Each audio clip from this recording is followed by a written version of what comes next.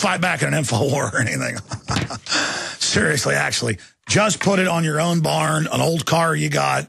Hang a sheet out your window, banner hangs, whatever, legal, lawful areas that it's your own property, or you can convince a business, or areas in town where they do murals or whatever. Ask if you can, hey, put Infowar.com up there. Only got 2,000 of these. They're going to go quick at cost. And then if we can sell those and see the people want them, we'll order 4,000 next time. This is definitely an Infowar weapon right here. By the way, this always happens. I do events. Every event I've ever done is completely sold out. All the big events have completely sold out. 1,200 people, 2,000, you name it. And always, when you get about halfway up to the event, which we are now, I've sold about half. Both venues are right at half sold. In Orlando for the 26th and for Dallas the 19th, go to Infowars.com/events. We're right at half the tickets sold. Okay, both events. In fact, it's a little bit more than half sold now at the big facility they've got. I think they can even hold more than 1,000. We may try to get them to bring chairs in and expand. It's a really nice place, big theater at the Ili Center there in Orlando. And then the people are always like, add a second date. And I did that out in California. It held 900 when I went out there just a year ago out in Santa Cruz. And I added another date. I cannot add second dates, okay? I got too much going on. I got to be driving on down the road. You go to Infowars.com/events. I'll give an hour-and-a-half speech, take 30 minutes of questions, and then air a 30-minute documentary that's going to be something special. I just, yeah. But the speech is Blueprint to Defeat the New World Order. Infowars.com/events. Or you can call the theater that's listed there and buy them over the phone. The Lakewood. It is the Lakewood, isn't it? I've given a speech there before. It holds about 900. And then the Highline deal, big Highline Center in Orlando.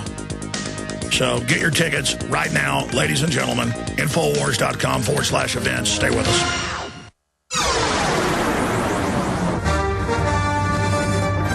All right, we're getting Lew Rockwell on for about 30, 40 minutes after the break. And I've intended to open the phones up and take your calls. There is so much incredibly crazy news out there that I need to go over. And we're going to be breaking it down coming up with Lew Rockwell. But we have little tidbits of news like this. Group forces congressional hearing on Big Sis Twitter drudge spying. And sure enough, through FOIA request, they're spying on the Drudge Report on Twitter. Have we searched the 300 pages of documents to see if they're spying on Infowars.com? We ought to click on that link and see if, because I know they did some FOIA stuff in Infowars, and Alex Jones were being spied on earlier last year in another report that came out, which is an extreme badge of honor. But I'm a little bit jealous right now of Drudge in this article being spied on by Big Sis, but I guess it is the news trendsetter. And they say in here that they're tracking criticism of government that affects their ability to keep us safe. See, criticizing them. Remember Dick Cheney on Meet the Press years ago? He said, if you have an investigation of 9/11, I saw this on TV live in a hotel room, and it made the news after that, then investigating 9/11 will cause a nuke to go off. Al-Qaeda will then nuke us. It's like Gingrich said yesterday, I saw it on MSNBC, I saw the article, that we're going to be nuked. Iran has a nuke and is going to nuke America. They don't have missiles or delivery systems or even have a nuke, but they're going to nuke us. So, and Iraq was going to nuke us too. So, group forces congressional hearing on Big Sis Twitter drudge spying. Homeland Security is monitoring the web for anti-government sentiment and signs of social unrest. A privacy advocacy group has swayed Congress to hold a hearing next week in the Department of Homeland Security's practice of monitoring social networks such as Twitter, Facebook, and Drudge, as well as, again, media organizations, including Drudge Report. The Electronic Privacy Information Center, EPIC, recently obtained close to 300 pages of documents as a result of the Freedom of Information Act lawsuit detailing the federal agency's intelligence gathering practices on the web. Among the documents were guidelines from DHS instructing outside contractors to monitor the web for media reports and comments that reflect adversely on the agency or the federal government, the federal family. And our mommy is Janet Napolitano, and her mommy was Janet Reno. And then she had Rachel Maddow and Judge Jean Muir here in Austin. I think it's like a clone, though. It's just like, one clone has a little gray patch and the other. I think I'm told they all were actually bred in the womb of the pod person, Janet Reno. I mean, why do we have to be ruled by weird madams, women called madams who creep around? And, of course, the new Supreme Court justice looks just like Napolitano. I'm starting to think this is actually a secret government cloning program. And, of course, clones a lot of times have problems. A lot of the sheep that are clones kind of look deformed and ugly. And, okay, see, I'm being sarcastic and being mean. I shouldn't be mean to a jackboot thug who has TSA grabbing children's genitals to train them to be victims of pedophilia. I mean, I should cower in fear of her. She might do something to me. She might get me. Oh, I'm so scared. No, I'm scared of being scared. I'm not scared of you, maggot. In fact, I'm now dubbing her Janet Dung Beetle Napolitano. Not Mr. Napolitano. Not Mr. Janet Napolitano. No. Janet, she's not a Mr. She's not a Miss. She's a dung beetle. She's a giant, dark crystal, Skeksis-serving dung beetle. That's what she is. She's a New World Order dung beetle. So I now dub her Janet Dung Beetle Napolitano. I remember her on the news show saying, I don't like Drudge making fun of me and calling me a troll. He never calls you a troll. But we are going to now dub you Janet. There's going to be graphics of this made now. And animations. Janet Dung Beetle Napolitano. And the other dung beetles like her. All right. I'm serious, man. You maggot dung beetle. Running all your black ops and drug dealing and narcotics trafficking and everything else you do. Make me sick. When you're out on the road. Well, for the rest of the hour, we are joined by the one, the only Lew Rockwell. He heads up LewRockwell.com. He heads up the von Mises Institute as well. And he is the former chief of staff for Congressman Ron Paul and so much more. In fact, he founded the Ludwig von Mises Institute with the Austrian School of Economics, to enshrine and promote that sensible information versus the Keynesian voodoo baloney that's maneuvered us into the crony monopolistic fraud system that they now are blaming capitalism for. I always love how they ignore the Constitution and like oxygen leaving the room, our prosperity leaves. And then now the media, New York Times and others, are blaming the Constitution for our problems. And the parrots are parroting that. And then when they go away from free market capitalism into crony mafia government, basically, kleptocracy, they then blame capitalism for it and openly say have a managed economy with technocrats, mega bankers running things. Ban Ki-moon has called for world government again and world taxes. Associated Press, Reuters, Desert News. And MSNBC is out attacking Ron Paul today. I read the article last hour, part of it. Gary Franchi is joining us at the start of the next hour, saying we're all insane. Ron Paul, myself, we talk about a global government.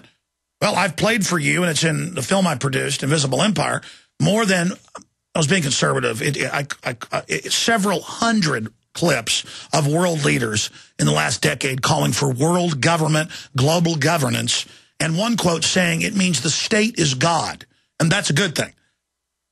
The head of the UN, the head of the EU, the last British prime minister, presidents, all of them, all the documents, but it doesn't exist because they said so. So we have a corporate world government hijacking, annihilating, and a corporate takeover, all free market, all independence, using our money to destroy us, to pay for 30,000 drones, half of the $63 billion in the 4-year FAA funding that just passed. This is Associated Press. I showed it to you last hour.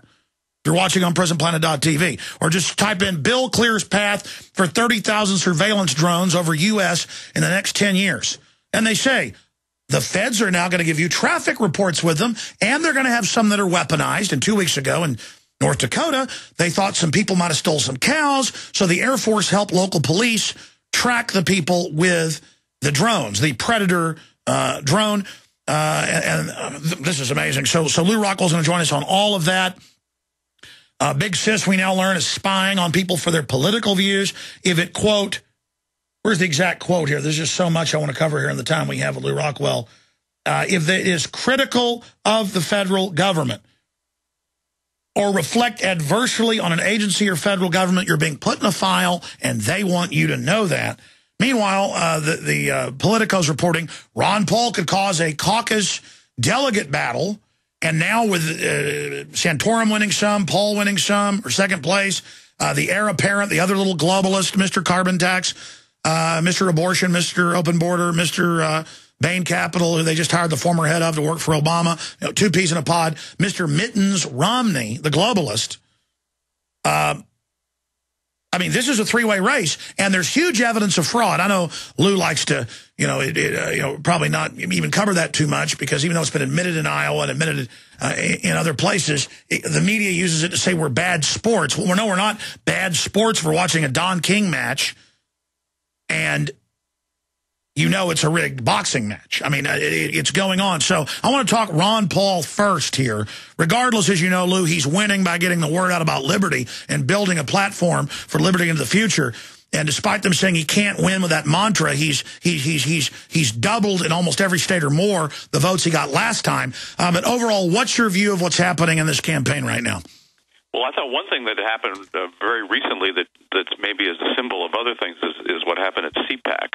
CPAC is an annual gathering of all the corrupt Beltway Republican elites and consultants and the whole gang there of the ruling aspects of the Republican Party. But they also allow young people to come, and they have politicians speak. In the last 2 years, each year they have a presidential straw poll.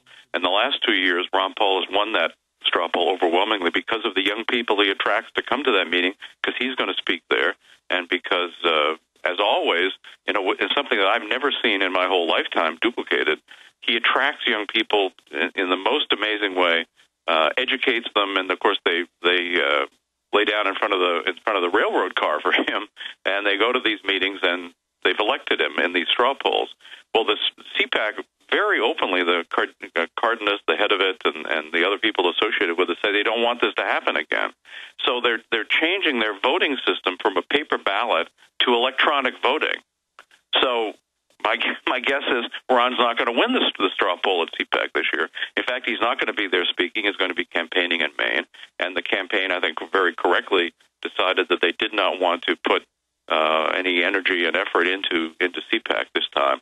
But they want to prevent him from winning, and I guess they're going to prevent him from winning, even though he'll get a number of votes. There are going to be a lot of young people there. But, how can you trust these people? I always think the same is true about any election.